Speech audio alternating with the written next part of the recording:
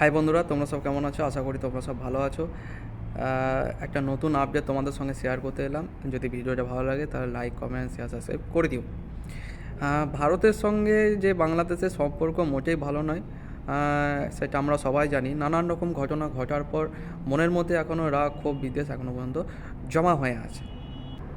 তার প্রমাণ ভারতের সোশ্যাল মিডিয়াতেও দেখা যায় এবং বাংলাদেশেও সোশ্যাল মিডিয়ার কথাও দেখা যায়।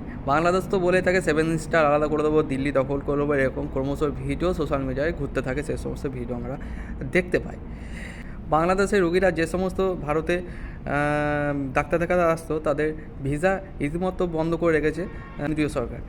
তাছাড়াও ভারতে অনুষ্ঠিত হতে চলেছে যে ইন্ডিয়ান প্রিমিয়ার লিগ IPL, তাতে শাহরুখ খানের দল কলকাতা নাইট রাইডার্স মোস্তাফিজুর রহমানকে 9 কোটি টাকা দিয়ে কিনেছিলেন। কিন্তু BCCI পরিষ্কারভাবে জানিয়ে দিয়েছে যে মুস্তাফিজুর রহমানকে খেলানো যাবে না। তারপরেও বাংলাদেশ ভারত সরকারের কাছ থেকে প্রায় 1,80,000 ডিজেল কিনবে। এত কিছু ঘটনা ঘটার পরেও যে এই ট্রেড কেন হতে চলেছে সেটা আমাদের ভাবনা চিন্তার বাইরে। তাই সমস্ত জনগণকে আমি একটাই কথা বলবো যে সজাগ থাকুন, সচেতন থাকুন, সমস্ত প্ররোচনা থেকে দূরে থাকুন। ভিডিওটা ভালো লাগলে লাইক, কমেন্ট, শেয়ার, সাবস্ক্রাইব করে দেবেন।